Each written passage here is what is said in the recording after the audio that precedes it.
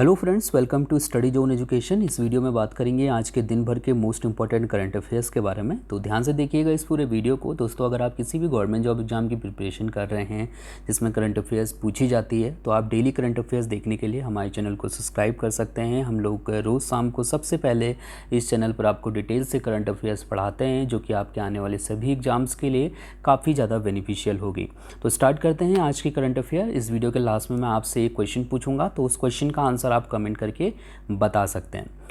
आज का पहला क्वेश्चन है हमारा कि जुलाई 2020 में निम्नलिखित में से किसे बीसीसीआई का अंतरिम सीईओ नियुक्त किया गया है। बीसीसीआई के अंतरिम सीईओ अभी रिसेंटली बनाए गए हैं हेमांग अमीन, यानी कि ऑप्शन बी वाला यहाँ पर से बिल्कुल सही है। आपकी जानकारी के लिए बता दूं कि हेमांग अमीन वर्तमान में जो बीसीसीआई की जो आईपीएल शाखा है उसके मुख्य परिचालन अधिकारी हैं। ठीक है, हेमांग अमीन। तो अब इनको बीसीसीआई का सीईओ बनाया गया है, अंतरिम सीईओ। तो जब तक एक स्थायी सीईओ नहीं चुने जाएंगे बीसीसीआई के, तब तक जो है ये सीईओ के पद पे नियुक्त रहेंगे। तो आप याद रख सकते हैं। इससे पहले जो बीसीसीआई के सीईओ थे उनका नाम था राहुल जौहरी, जो मैंने आपको पिछली बार करवाया था जब इन्होंने अभी इस्तीफा दे दिया था अपने पद से, तो उस पर मैंने ये क्वेश्चन करवाया था आपको। तो राहुल जौहरी के इस्तीफे के बाद जो है अंतरिम सीईओ चुने गए हैं हेमांग अमीन। बीसीसीआई की अगर बात करते हैं तो इसका मुख्यालय मुंबई में स्थित है और वर्तमान में इसके अध्यक्ष हैं सौरव गांगुली। इसके बाद बात करते हैं अगले क्वेश्चन की। क्वेश्चन नंबर 2 है हमारा कि जुलाई 2020 में भारत सरकार ने किस देश से 72,000 SIG 716 असॉल्ट राइफल खरीदने का फैसला किया है। इसका जो सही आंसर है वो है ऑप्शन सी वाला, यानी कि अमेरिका। अभी रिसेंटली भारत सरकार ने अमेरिका से 72,000 SIG 716 असॉल्ट राइफल खरीदने का फैसला किया है। तो ये आपको यहाँ से ध्यान रखना होगा। अंतर्राष्ट्रीय संबंध और सुरक्षा से रिलेटेड क्वेश्चन अच्छा बनता है हमारे एग्ज़ाम्स के लिए, तो आप यहाँ से याद रख सकते हैं। भारत ने इससे पहले जो है अमेरिका से ये राइफ़ल्स भारत पहले ख़रीद चुका है। इससे पहले 72,000 राइफ़ल्स खरीदे जा चुके हैं, तो 72,000 राइफ़ल्स और ख़रीदे जाएंगे। ठीक है, इससे पहले जो 72,000 राइफ़लें खरीदी गई थी वो भारतीय सेना की जो नॉर्दर्न कमांड है और जो दूसरे ऑपरेशनल इलाके हैं वहाँ पर जो सैनिक तैनात हैं उनको दिए जा चुके हैं। ठीक है, तो एक तरीके से आप कह सकते हो कि ये दूसरी किस्त होगी जो भारत आएगी। तो फिलहाल में आप ये याद रखिएगा, 72,000 पहले राइफ़लें हम खरीद चुके हैं और अब 72,000 राइफ़लें और ख़रीदने वाले हैं। किससे? अमेरिका से। क्वेश्चन नंबर 3 है कि जुलाई 2020 में हेमंत हरिश्चंद कोटालवर को किस देश में भारत का नया राजदूत नियुक्त किया गया है। हेमंत हरिश्चंद कोटालवर को अभी रिसेंटली चेक गणराज्य में भारत का अगला राजदूत बनाया गया है, यानी कि ऑप्शन ई वाला यहाँ पर से बिल्कुल सही है। आपकी जानकारी के लिए बता दूं कि कोटालवर 1996 बैच के IFS अधिकारी हैं और वर्तमान में ये राष्ट्रीय सुरक्षा परिषद सचिवालय में संयुक्त सचिव के पद पे तैनात हैं और अब इनको चेक गणराज्य में भारत का अगला राजदूत बनाया गया है। चेक गणराज्य की अगर हम बात करते हैं तो चेक गणराज्य की राजधानी पराग है और यहाँ की मुद्रा है चेक कोरोना। और अगर मैं आपको चेक गणराज्य ले चलूँ तो हम यहाँ पर मैप में देखेंगे, ये अपना इंडिया है यहाँ नीचे, और यहाँ से अगर आप ऊपर जाएंगे तो ये जो है ऑस्ट्रिया, जर्मनी और पोलैंड से लगा हुआ है बीच में। ठीक है, सीमाएँ आपको दिख रही होंगी। ये जो है चेक गणराज्य है। ठीक है, तो यहीं के जो है नए राजदूत बनाए गए हैं Hemant Harishchand Kotalwar. Then question number 4 है हमारा कि जुलाई 2020 में किस संस्थान ने शुद्ध नाम का एक UV सैनिटाइजिंग उत्पाद विकसित किया है। शुद्ध नाम का एक UV सैनिटाइजिंग उत्पाद अभी रिसेंटली IIT कानपुर के द्वारा विकसित किया गया है, यानी कि ऑप्शन डी वाला यहाँ पर से बिल्कुल सही है। यहाँ पर से जो कई इंपॉर्टेंट पॉइंट हैं जो मैंने लिखे हैं और जो रेड करके कलर मैंने कर रखा है वो मोस्ट इंपॉर्टेंट पॉइंट हैं। तो शुद्ध का फुल फॉर्म तो पहले याद रखिएगा। शुद्ध का फुल फॉर्म है smartphone operated anti ultraviolet disinfection helper. ठीक है, तो ये हमको यहाँ से ध्यान होना चाहिए, ये ज़रूर याद रखिएगा। एग्जाम में अगर आपसे पूछा जाता है, फुल फॉर्म पूछी जाती है, तो ये फुल फॉर्म आपको पता होनी चाहिए। तो ये जो शुद्ध नाम का जो उपकरण है इसमें 15 वाट की 6 UV लाइट्स लगी हुई हैं और ये व्यक्तिगत रूप से दूर से ही नियंत्रित किया जा सकता है, यानी कि इसके पास में जाने की ज़रूरत नहीं है। और जो प्रारंभिक परीक्षण किए गए हैं उसमें ये पाया गया है कि ये जो डिवाइस है ये 15 मिनट में 10 गुणा 10 वर्ग फुट के एक कमरे को जो है पूरी तरीके से सैनिटाइज कर सकता है, कीटाणु रहित बना सकता है। ये जो डिवाइस है इसकी मदद से, जैसे कि आप सभी को पता है कि आजकल जब कोरोना जब से सामने आया है कोरोना वायरस, उसके बाद से क्या है दुनिया भर की जो है सैनिटाइजिंग की जा रही है, जगह जगह जो है लिक्विड का छिड़काव किया जा रहा है। तो जो लिक्विड है उसमें कई तरीके के केमिकल होते हैं, तो कुछ केमिकल उसमें ऐसे भी होते हैं जो कि ज़्यादा इस्तेमाल करने से उसको जो है हमारी बॉडी के लिए भी हार्मफुल होते हैं, या फिर केमिकल रिएक्शन हो जाएगा तो और चीज़ों के लिए भी हार्मफुल होगा। ठीक है, आपने देखा होगा कि बीच में ये खबरें आ रही थी कि जो कई लोग जो सैनिटाइज़र इस्तेमाल कर रहे हैं उसमें लोगों के हाथों पे जो है नुकसान हो रहा है उससे। ठीक है, तो यहाँ पर जो सैनिटाइजिंग की बात की जा रही है, तो यहाँ पर जो ये पूरा का पूरा जो ये उत्पाद इसने बना रखा है आईआईटी कानपुर ने, इसके द्वारा बिना केमिकल जो है सैनिटाइजिंग के जो है किसी भी जगह को जो है सैनिटाइज़ किया जा सकता है अल्ट्रा वायलेट किरणों के द्वारा, अल्ट्रा वायलेट रेस के द्वारा। तो ये आप यहाँ से याद रख सकते हैं, एग्ज़ाम के हिसाब से अच्छा क्वेश्चन है। फुल फॉर्म याद रखिएगा क्योंकि इंपॉर्टेंट है एग्ज़ाम के लिए। ठीक है, इसके बाद क्वेश्चन नंबर 5वां है कि निम्नलिखित में से किसे वर्ष 2020 में मोहन बागान लाइफ टाइम अचीवमेंट पुरस्कार से सम्मानित करने हेतु चुना गया है। मोहन बागान लाइफ टाइम अचीवमेंट पुरस्कार 2020 के लिए किसे चुना गया है? तो वैसे तो 3 लोगों को चुना गया है, लेकिन यहाँ पर एक ही नाम है ऑप्शन में, अशोक कुमार इसका सही आंसर है। ठीक है, अशोक कुमार जी कौन है? तो अशोक कुमार जी मेजर ध्यानचंद के बेटे हैं और भारत की 1975 का जो विश्व कप भारत ने जीता था तो उसमें जो है अशोक कुमार उस टीम का हिस्सा थे। ठीक है, तो ये आप यहाँ से याद रख सकते हैं। मोहन बागान दिवस हर साल 29 जुलाई को मनाया जाता है और ये पुरस्कार भी उसी दिन दिया जाता है, लेकिन इस बार कहा जा रहा है कि कोविड-19 के कारण जो है जो ये मोहन बागान दिवस का जो समारोह होता है वो नहीं होगा। मोहन बागान ने 1911 में इसी दिन यानी कि 29 जुलाई को आईएफए शील्ड में ईस्ट यॉर्कशायर रेजिमेंट को 2-1 से हराया था और ये खिताब जीतने वाले भारत का पहला क्लब बन गया था। आप सब लोग जानते होंगे कि मोहन बागान जो फुटबॉल क्लब है वो भारत का सबसे पुराना फुटबॉल क्लब है। ठीक है, तो ये आप याद रख सकते हैं, इसी के द्वारा अशोक कुमार जी को मोहन बागान लाइफ टाइम अचीवमेंट अवार्ड दिया गया है।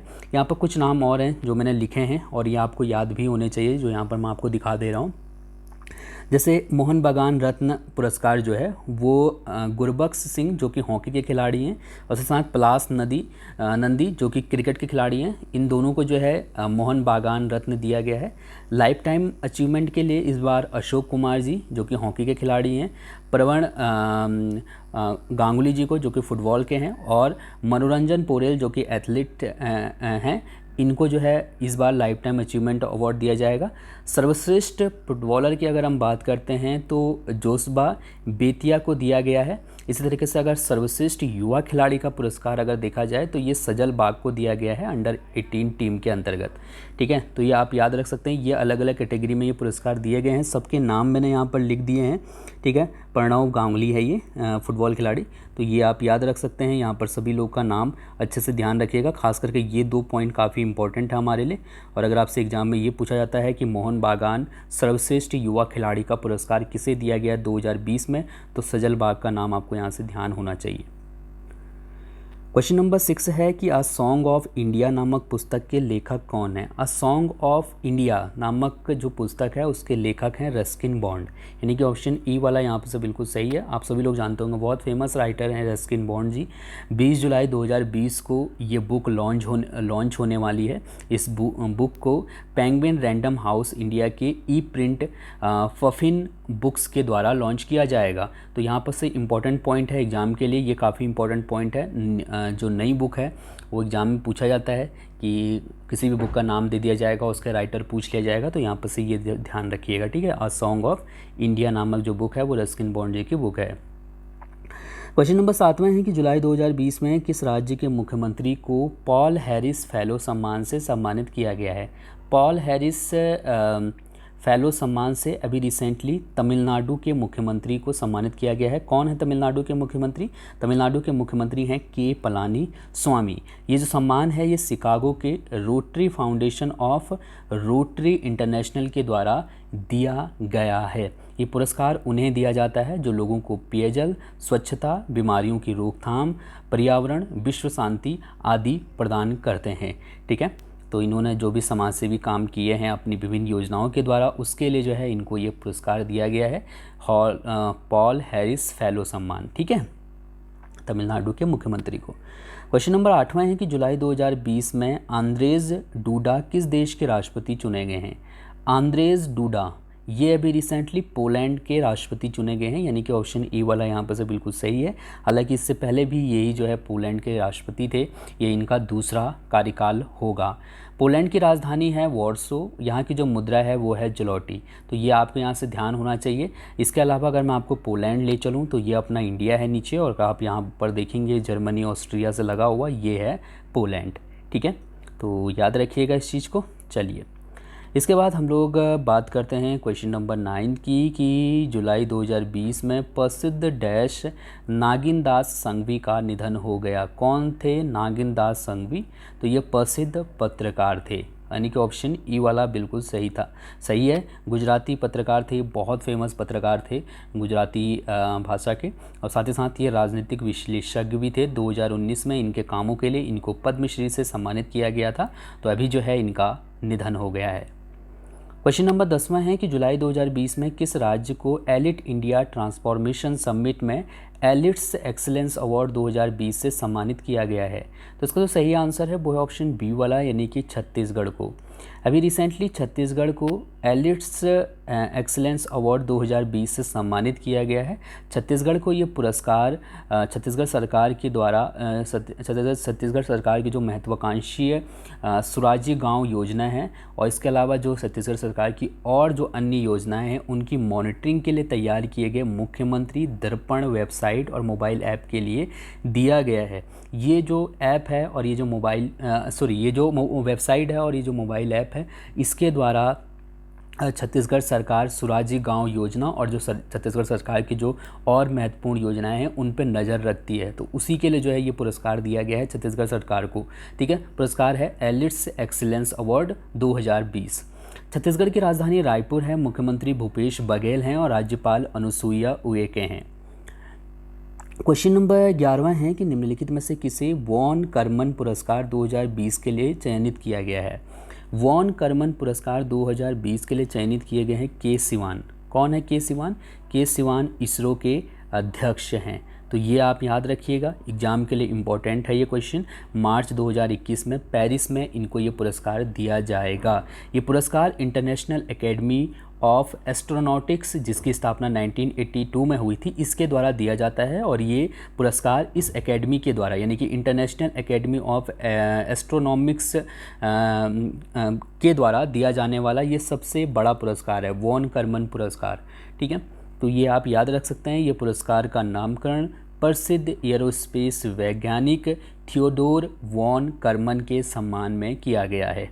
ठीक है, तो ध्यान रखिएगा, अच्छा क्वेश्चन है एग्जाम के लिए, आप याद रख सकते हैं। क्वेश्चन नंबर 12 है कि जुलाई 2020 में किस देश ने चाबहार रेल प्रोजेक्ट से भारत को अलग कर दिया है? चाबहार रेल प्रोजेक्ट है, इसके बारे में मैं आपको कई बार जो है बता चुका हूँ। अलग अलग टाइप के क्वेश्चन जब आते हैं तो मैंने आपको बताया था। तो आप चाबहार रेल प्रोजेक्ट है, ये ईरान का प्रोजेक्ट है, यानी कि ऑप्शन सी वाला यहाँ पर से बिल्कुल सही है। भारत के जितने भी पड़ोसी देश हैं, चाहे हम नेपाल की बात करें, चाहे श्रीलंका की बात करें, म्यांमार की बात करें, पाकिस्तान तो हमेशा से ही रहा है, तो अभी जितने भी जो हमारे पड़ोसी देश रहे हैं उन सब ने हमको कहीं ना कहीं से घेर लिया है। ठीक है, तो हमारे संबंध हमारे पड़ोसी देशों के साथ अच्छे नहीं चल रहे हैं, और इसी संबंध खराब में ईरान का नाम भी शामिल हो गया है। अब ईरान ने चाबहार रेल प्रोजेक्ट से भारत को बाहर कर दिया है। 4 साल पहले भारत ने इस प्रोजेक्ट में जो है प्रोजेक्ट के लिए साइन किया था, समझौता किया था, लेकिन भारत 4 साल बाद भी जो है इस प्रोजेक्ट के लिए पैसा नहीं दे पाया है। ठीक है, जब दोनों देशों के बीच में समझौता होता है तो एक देश जो है दूसरे देश से समझौता इसी बेस पे करता है कि वो उसकी मदद करेगा, चाहे पैसे से मदद करे या किसी भी चीज़ से। तो भारत ने पैसे की मदद करनी थी, लेकिन भारत नहीं कर पा रहा है।